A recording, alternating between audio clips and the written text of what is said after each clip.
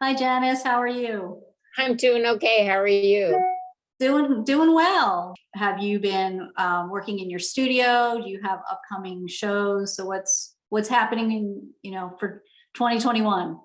I was working quite a bit, creating production items throughout the Christmas season. And then January, February, I was making prototypes for this next coming year.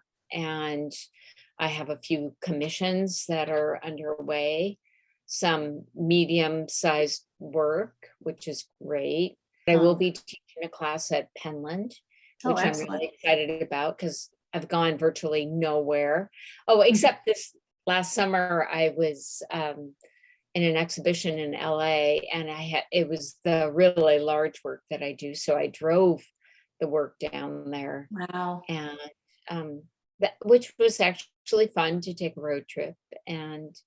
But I'm really looking forward to being in North Carolina in May, and after that I have an exhibition locally in August at the Bainbridge Arts and Crafts Center with and KK Cribbs and I will be exhibiting together, which is really exciting because I've always really admired her work. So yeah, excellent.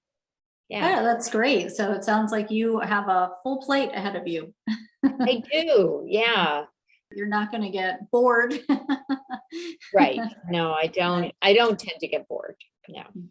Yeah. Now, when you work in your studio, especially your larger pieces, are you alone? Do you have assistants? And especially during these times, how do you work?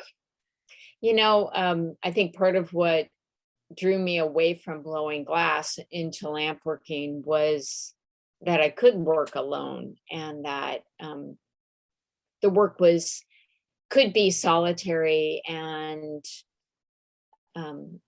I found that I could show a little bit more of myself, even to me, in the confines of my studio. So I do work alone.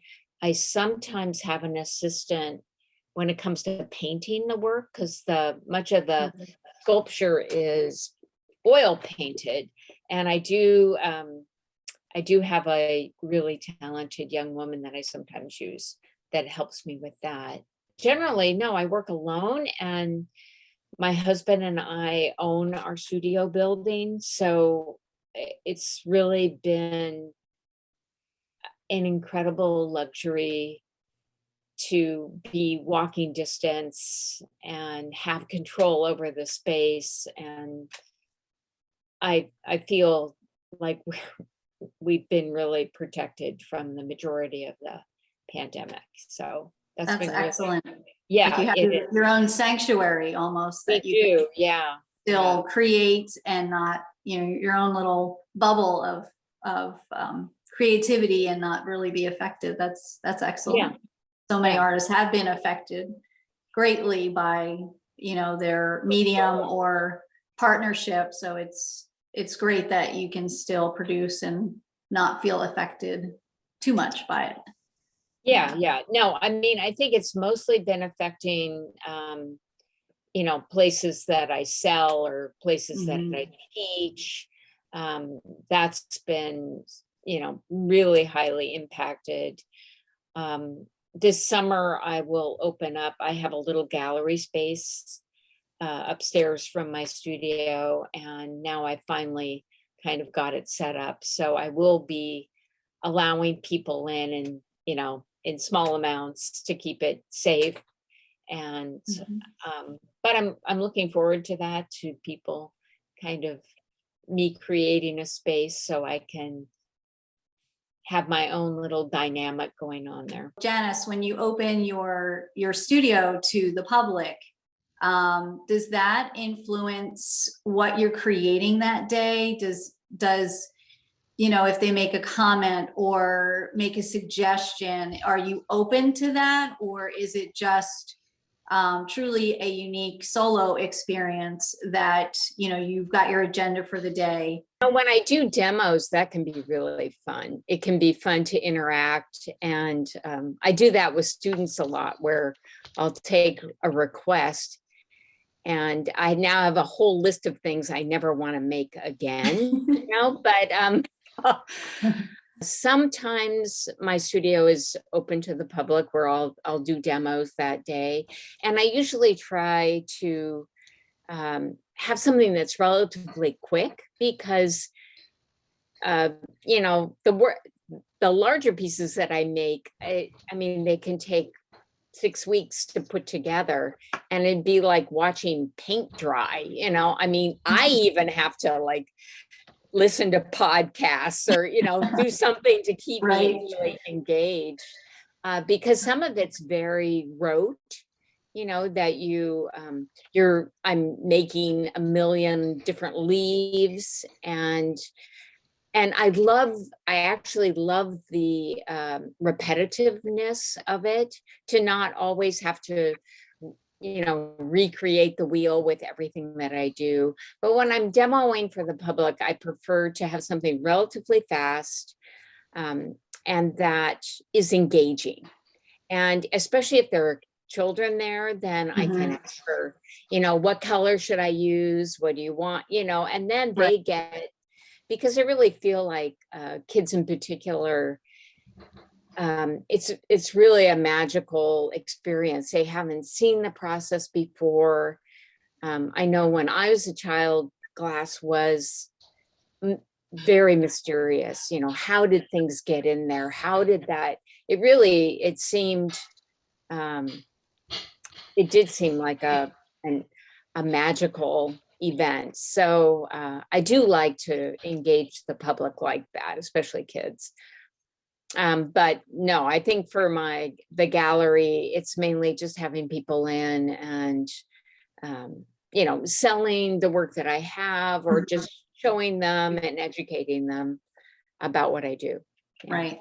That's excellent. I love that you brought up bringing kids in, and that, again, that's something at WheatonArts here. We have a lot of educational programming for the local school children, and it's wonderful to see them come in. I've had school groups come in, and some of the there's a small school out of Oregon actually that comes and does like a 10-day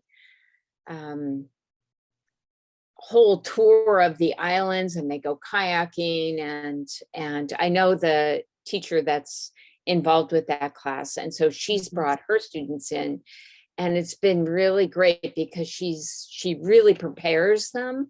Okay. And so they come in with questions, and they already have a little bit of education behind them, and those have been really engaging for me, because I feel like the kids really have an idea about what they're looking at, and it's the next step than just the entry into craft or glass. Yeah. Right. That's excellent. That is just so cool. I would love to have been one of those students. Yeah, me too, actually. Janis, here on your biopic, the piece is incredible that you're standing next to. Is that a piece that you did for a specific exhibition, or was that a commission piece? It was a specific exhibition. Though I've done a series of these life-size pieces, and this was just one of in the last several that I've made. But this was for a particular show, and the gallery wanted one of the large standing pieces. And actually, it was shown she had 2 galleries, and this piece sold in the first show. And then when it moved to the other gallery, I had to make another one. And within, you know, like a 2-month period, I had to crank out another one of these, and slightly different, of course. And that one sold. So that was a good few months for me. Excellent. But this piece is actually in a a book that the gallery produced. And yeah, it's a beautiful large book somewhere around Beautiful. here. Yeah. Thanks. Yeah. It's interesting when you make a piece like these large standing pieces, and I've made about 10 or 12 of them now, how each time I do it, the technique really evolves, and they've gotten better and better for me to make. I have, more of a system down for it so that I know what I'm looking for and how there are 3 separate pieces that stack with metal rods in the center. And I have really perfected how they lock onto each other, each adjoining piece. And so that, that's really good, because I think each time you work on a series like that, you gain a lot of knowledge, and that tends to feed into the next pieces that you make. This, the rose goblet is, I started making goblets. Of course, you're a glass artist, right? You have to make some goblets. And I was making these smaller. This is probably 11 inches high or so. And, putting flowers and leaves and whatnot. And people were buying them, but they weren't using them. And I thought, well, my God, if you're not going to actually use these pieces, which are fully functional, I might as well make them more elaborate. So over time, the flower goblets got more and more elaborate, so that it would be really awkward to use them for anything other than a candle holder, say. Right.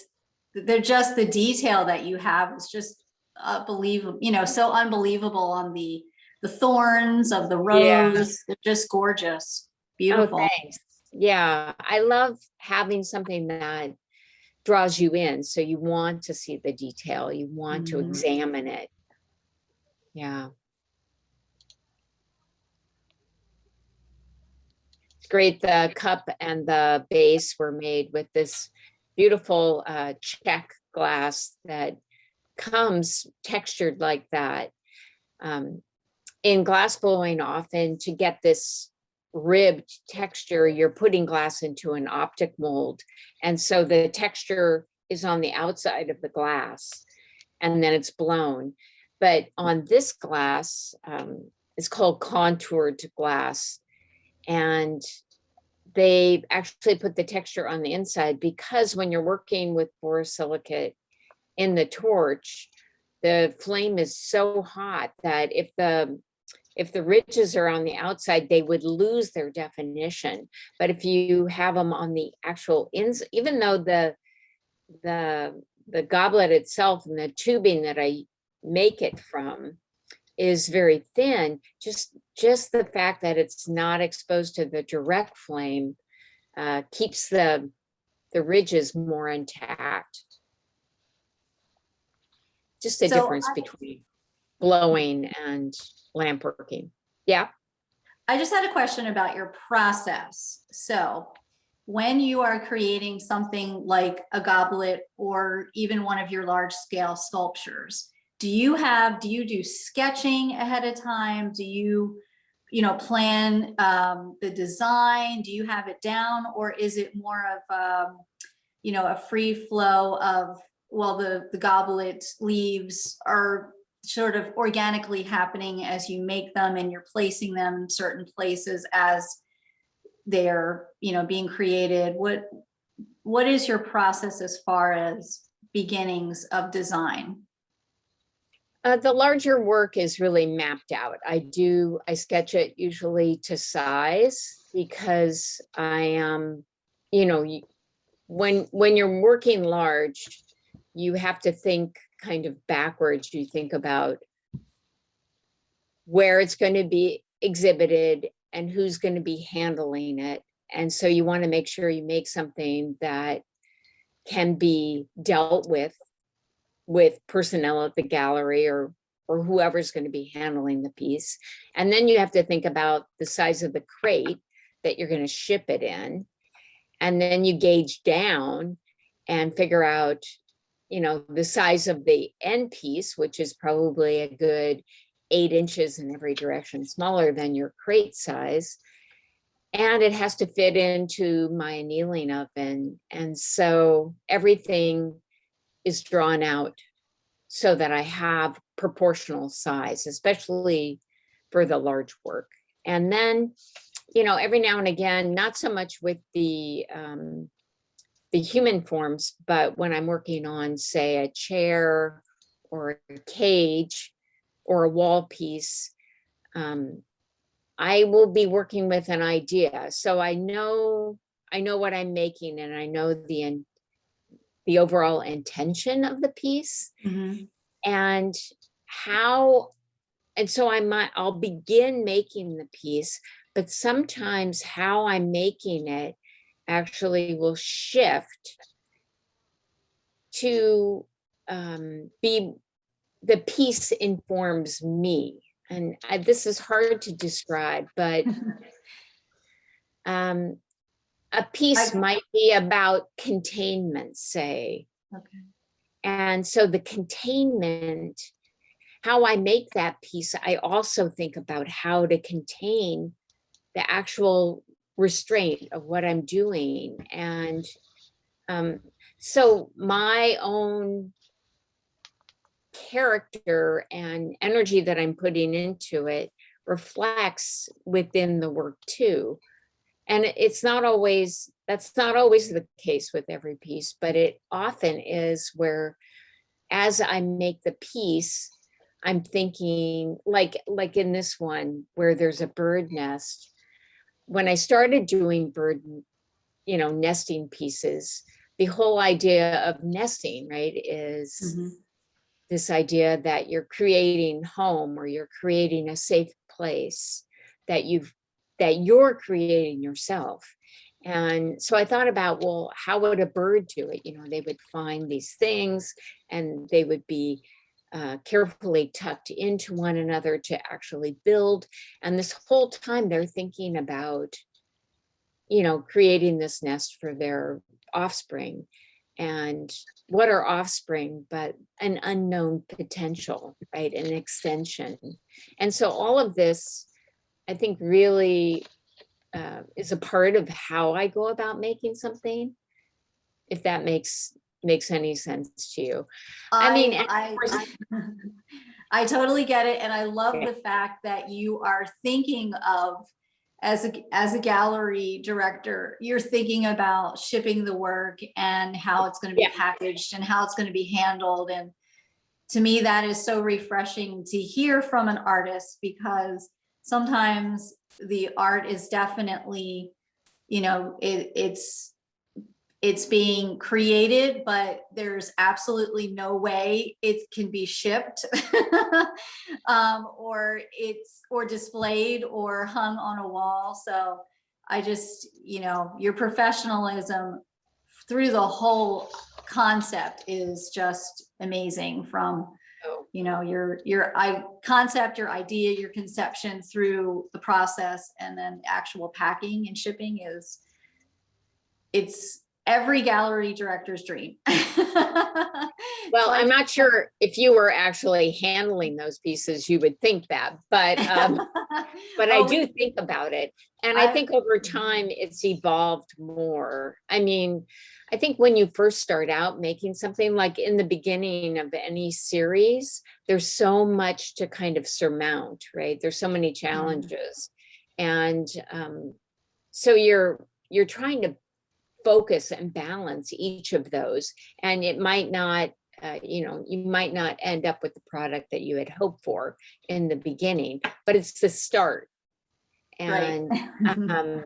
And I would say that definitely that experience, the user end experience is really valuable to me. And I have adjusted design to make it much more functional for people to use. If you can't handle it, if you're too scared of the work, there's something wrong. That's not what you should be thinking about when you interact with a piece of art. You know, Right. you should be responding to something much deeper in it.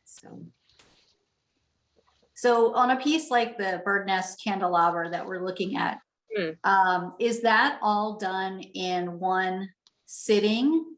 Or is with flame work, is it something that you can go back to and add on to?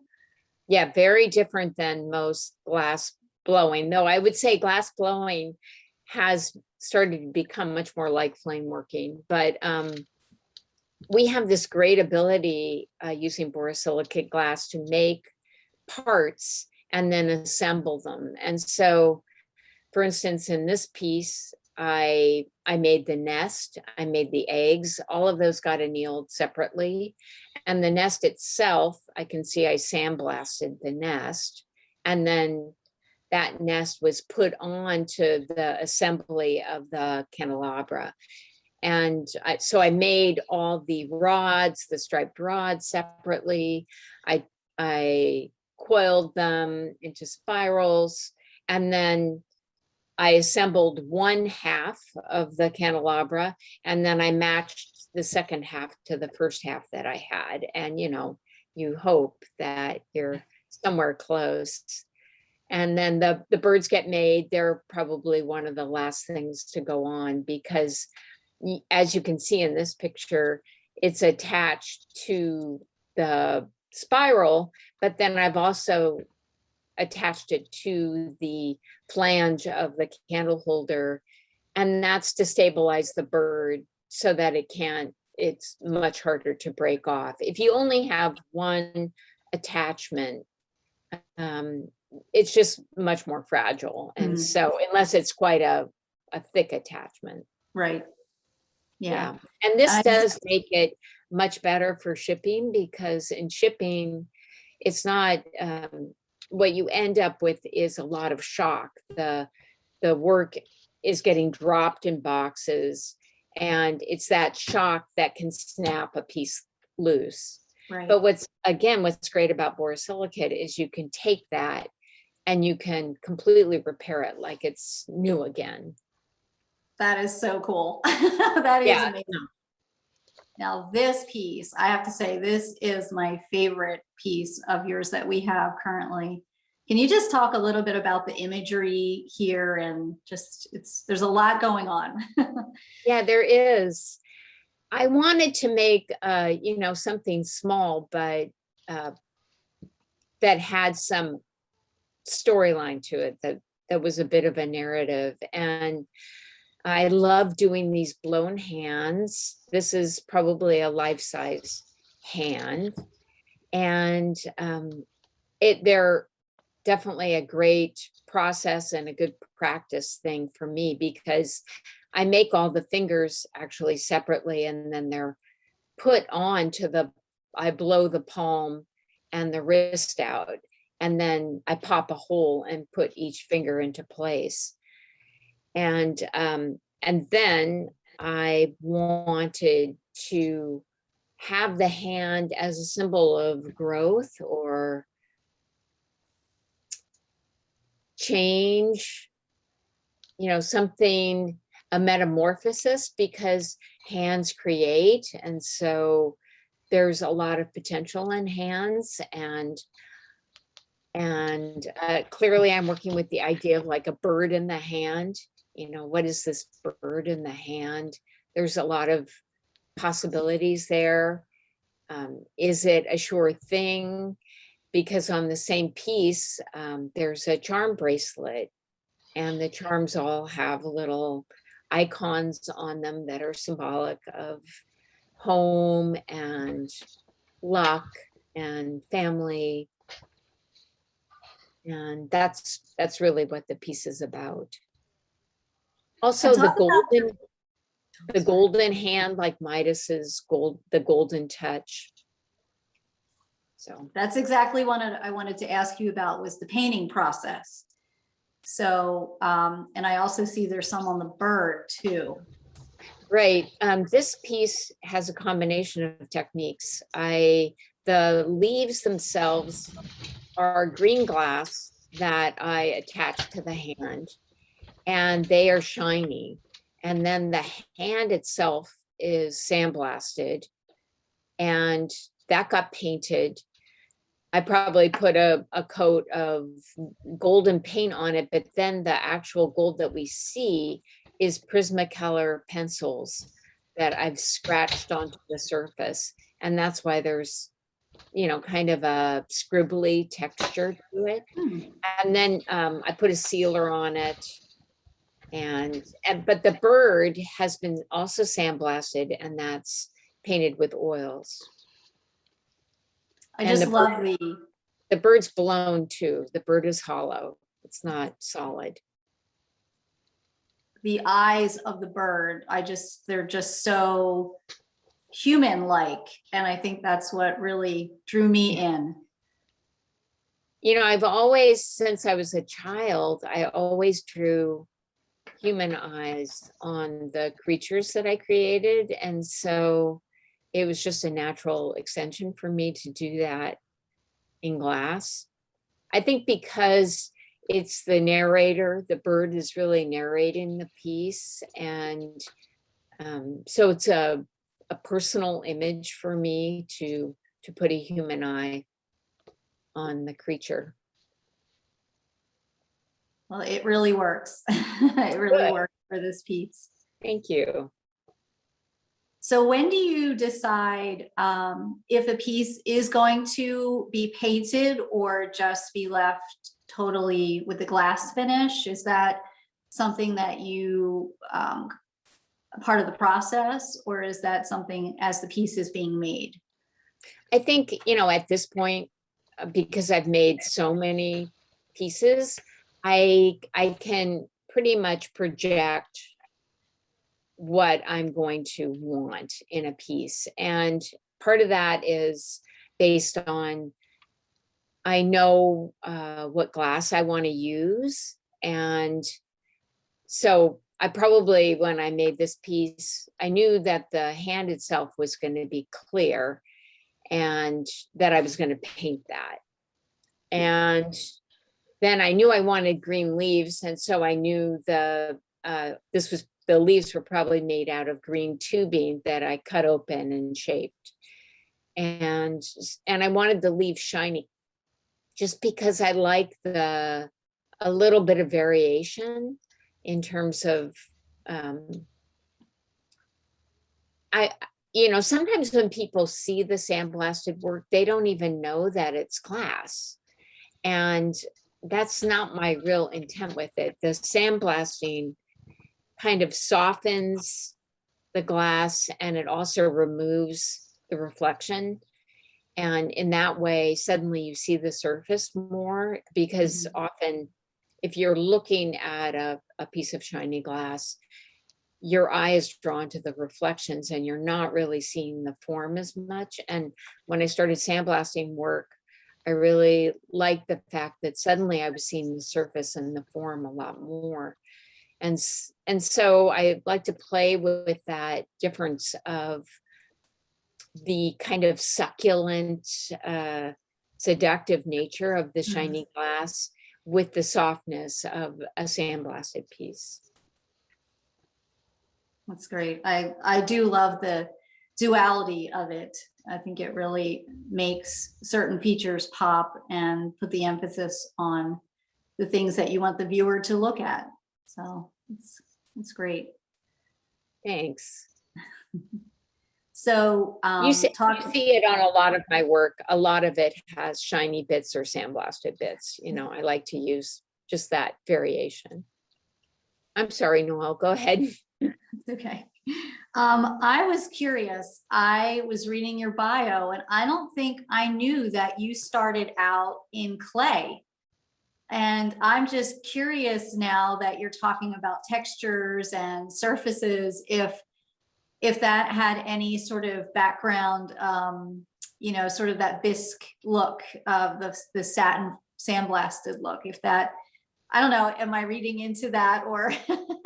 No, I think, I think that everything that you do informs what comes out of you in one, whether you like it or not. oftentimes. And I think my clay work, definitely, if you looked at my clay work, you would see these human eyes on little creatures. And I was doing low fire clay primarily, and of course bisquing it, but then I was using China paints or underglazes on it to create texture and depth of color, because one of my ceramics teachers was Ron Nagel, who's very well known for low fire work with heavily colored, intense, depth to the color and the forms of what he made. And then the other end of it was I had the ability in the shop I was working in during college to create high fire work too, because we had a reduction gas kiln. And so I worked with porcelain, and instead of glazing the porcelain, it would get fired up to porcelain temperatures. And because it was being fired in a kiln with glazed pieces and the kind of the nature of porcelain itself, it would have a natural slight glaze to it. And so it wasn't shiny, but it wasn't completely matte either. And those were really some of my favorite stuff that I created. Do you ever want to go back to clay or mix? Yeah, all the time. I love it. It really is my first love. And wow. I hated the dry hands. That was, I mean, just right. And glass can be so immediate in some ways.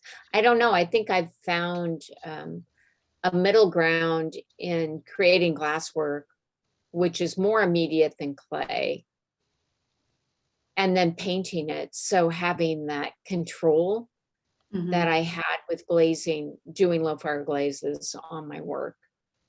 But I really do love clay. And I find myself always, if I go to like Sofa, or if I'm in a gallery where there's lots of different types of mediums, I'll always generate right over to the clay work. Some of my favorite, for sure. That's excellent. I love it. I love metal too. That's my other. Oh, wow. Metal. That's the next project, right? I've done some metal stuff, but you have to completely retool for that, and I just don't have the space. Early on, when I started working in glass, I was studying both ceramics, and I started working at a glass studio with Richard Marquis. And Dick said to me one day, you can't do everything. You're going to have to make a choice, because if you're going to get good at something, it takes time. And so you're going to have to make a choice. You're either going to do clay or you're going to do glass, but you can't do both. And, wow. I resist that, but I think there's a lot of truth in it. That's great advice from a master, Yeah, definitely. All right. Well, Janis, thank you so much for spending your time with us today. And I really appreciate it. And it's so great to get to talk to you again and reconnect. And I look forward to your upcoming exhibits and your new work. And thank you so much. Well, thank you. I'm really very honored to be asked to come and talk to you. And it's good to see you. And I always enjoy when I come to Wheaton and see the gallery, or see you at the Salem Lamporghini, The IFC conference. Yeah. No, that's always, it's great to see what's going on. So thank you for doing your end of the work. We depend on that. Well, it's my pleasure. I appreciate it. All right. Well, okay. Have a great evening. Yeah, you too. Take care. Thank you. All right. Bye-bye.